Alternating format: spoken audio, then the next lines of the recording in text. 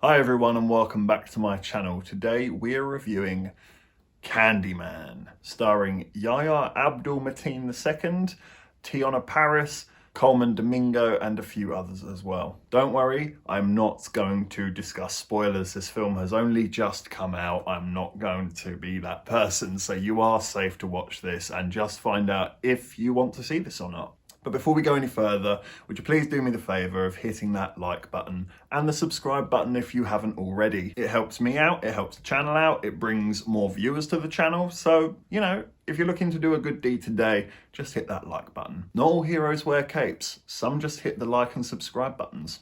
So, Candyman is, I'm going to say, a sequel to the original Candyman of 1992, simply because it does acknowledge the existence of the 1992 Candyman. Doesn't necessarily rely on that fact very heavily, it's just a nice part of the movie that it pays homage to. And this time it's set in the modern day, in the art world, if you will, the modern art, the weird art, if you know what I mean. Sorry if you do that stuff, but it's just weird to me. I don't get it. And Yaya Abdul Mateen II's character, that is a mouthful, I might just say Yaya, but Yaya's character is an artist, one of these modern art artists. And he's looking for some inspiration as to what to do with his work. He's not really feeling like he's got anything coming to him. And that is when he hears the story of the Candyman. This story of the Candyman hits Yaya's character, I believe his name was Anthony, and he is suddenly struck with inspiration and he wants to dig deeper into this idea of a black man being abused, assaulted, and potentially becoming like a mythical horror legend seeking revenge on those who have done wrong before him or to him, or even further down the line to repeat the mistakes. Not only does that kind of line up with the original Candyman's persona, if you will, but it actually makes a lot of sense and it's quite clever to put that spin on it in today's society. But that's all I'm actually going to say in regards to the plot, because I think I could be stepping on dangerous territory of spoilers any further than that point, so I will just be on the plot. But as to how the film is actually made, it is stunning. The cinematography is fantastic here. Big shout out to the director, Nia DaCosta, I believe her name was. I can't say I've seen any of her work before this. She has a real talent. Every scene is maximized to its fullest potential with reflections and hidden moments, things that if you blink you will miss it. I know for a fact that there are scenes where Candyman is a hidden figure in the background and I didn't see it, because I only caught those moments like 2 or 3 times in the whole film, and I bet you there was more. I bet you there were more, because there were opportunities for more. That is such a good way to make the hair on people's necks stand up. I also felt like the film doesn't really give you a conventional scare, if that makes sense. It certainly isn't a jump scary movie by any means. I don't even think there was any jump scares in this, actually. Everything was sort of unnerving. It was disturbing in a sense, if that makes sense. It was in that uncanny valley sense of a scare, rather than genuine fear, screaming your head off and boo and, you know, what you would normally expect from a sort of slasher movie, if you will. This felt like it had kind of a strange paranormal twist to it. There's ways where people will die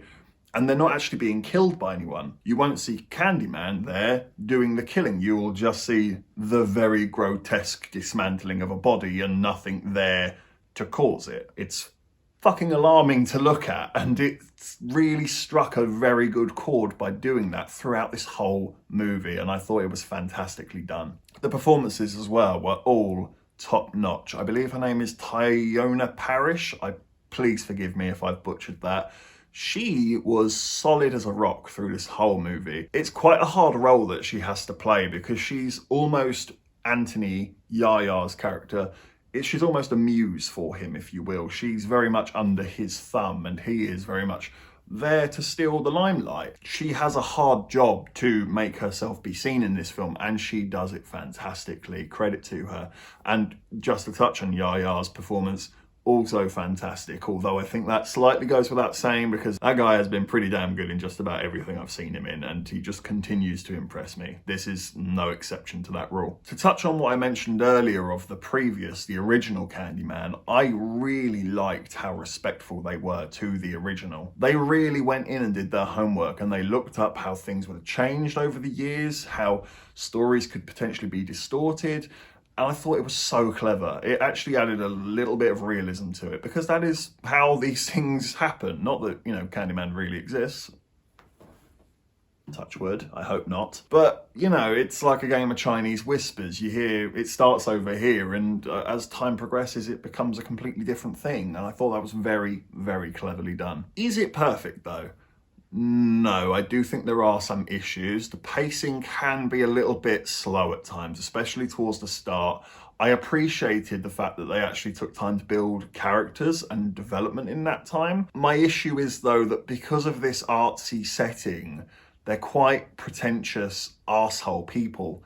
So it is quite hard to actually be connected to them and be upset if something bad was to happen to one of them. They're arseholes. They do deserve what is coming to them. However, the film does seem to be aware of that, and it can be a little bit on the nose at times, although I don't know why it just didn't quite bother me as much here as it would in something else, for example. I thought it was subtle enough, just subtle enough. I think it's because it wasn't heavy-handed the whole way through. It was just heavy-handed in 2 or 3 moments, maybe 4 moments through the film as to what its message is and what it's trying to bring home for you. And it is annoying when it does that. It doesn't feel necessary. But at the same time, like I say, it didn't really bother me that much. I all thought it fit within the story, the narrative, the movie, everything we'd seen to that moment. The sound design was fantastic as well, as you can imagine, with some of the deaths in this movie.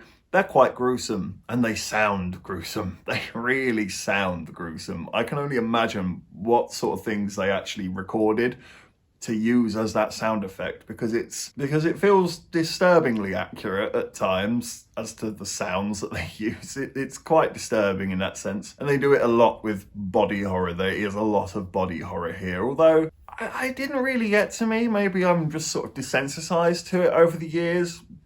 Films like The Fly, for example, I would struggle to eat while watching The Fly. That, to me, is the pinnacle of body horror. This was just not that bad in comparison to something like The Fly, if you ask me. But it is there, so be warned, if you are not a fan of body horror, you are going to be looking away a few times. There's a lot of stuff with shadow puppets as well. They looked quite Tim Burton-esque, but I thought it was so cleverly done. Again, it was stunning and captivating to look at. It told a story, it expanded the lore. It was a great addition, and it's very memorable. I'm not going to forget that shadow puppet work that they did here. I am interested to see what people make of the ending. I myself liked it. I thought it was a little abrupt, but I did like it. I'm going to stop talking now because I think I've said everything that I possibly can without going too far into spoilers or anything of that nature. So yeah, if you can't tell, I love this movie. I thought this was a fantastic watch, and I am really recommending it to you, especially if you're a horror fan. So I'm going to give Candyman a 10 out of 10. Be my victim. Realistically, it's probably a 9. Like I say, it isn't a perfect movie. There are some flaws here, but I just appreciated everything that it got right and how original it was at times, how it was adventurous, how respectful it was to the original, how it was actually trying to elevate the material. Sequels are so hard to do, and they often fall flat on their face and prove to be money grabs, and this just wasn't. And I really appreciate that. I like the fact that a director really had something to say and do with a franchise that's nearly 30 years old now. I just respect that, and for that sake, I am going to be kind enough to just give it that extra point and say Job well done, 10 out of 10. Thank you for watching this review. Please be sure to leave a like and hit that subscribe button, and make sure you hit the bell icon as well so that you do not miss any further uploads in the future. Be sure to leave a comment as well. I would love to know what you thought of Candyman. Have you seen the original? Which one do you prefer? Gun to your head, which one do you want to watch? The new one or the old one? But let me know what you thought in the comment section below. Take care, and I look forward to seeing you on the next review.